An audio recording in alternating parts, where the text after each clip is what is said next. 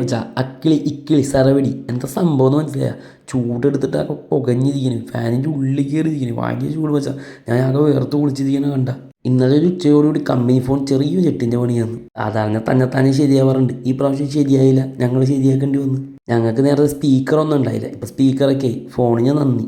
പക്ഷെ ഇവിടെ ട്രെയിനിൻ്റെ എഞ്ചിനെക്കാട്ടും വലിയ ഒച്ചയാണ് റോട്ടിൽ. എങ്ങനെ ഇതിൻ്റെ ഒച്ച കേൾക്കും എന്നുള്ള ഡൗട്ടിലാണ് ഞങ്ങൾ. കണ്ണടച്ച് ഓർക്കുമ്പോഴത്തേക്ക് വൈകുന്നേരമായി. അപ്പം അതേ വന്നേക്കണ് മഴവിൽ അഴക് വിരിഞ്ഞ് വർണ്ണ മഴ ഹൊയ്. എന്തിനോ വേണ്ടി തിളക്കുന്ന സാമ്പാർ, ആ ഒരു ഫീലാണ് ഈ മഴ കാണുമ്പോൾ. ഒരു വൈകുന്നേരം 5 മണിയാകുമ്പോൾ ഇങ്ങോട്ട് വരും. പെയ്യൂല മനുഷ്യൻ്റെ കച്ചവടങ്ങളെ. അങ്ങനെ വൈകുന്നേരം തുടങ്ങി ഒരു 8 മണി വരെ നമ്മൾ ഇരുന്ന് ഒരു രക്ഷയില്ല. കസ്റ്റമർ പോയിട്ട് ഒരു കാക്കക്കുഞ്ഞ് പോലും ആ വഴിക്ക് വന്നില്ല. കസ്റ്റമർ വന്നില്ല എന്ന് പറഞ്ഞാൽ കള്ളവും.